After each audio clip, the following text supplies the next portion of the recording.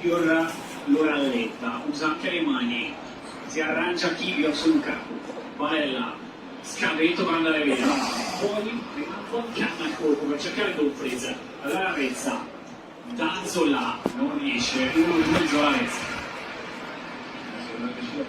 Dicevo che proprio giocherà più pallone perché quando ti manca un attaccante, anche se al livello non è un attaccante, però forza diversa, no? Magari più rapido, a meno metri, invece proprio se si muove tanto, ti porta a destra, a sinistra, si abbassa, si alza, stare dietro non è facile, il tipo di corsa è diverso, quello che poi l'attaccante non riesce più a stare lì dietro, quindi continua. Rimane sul ginocchio di Caldara.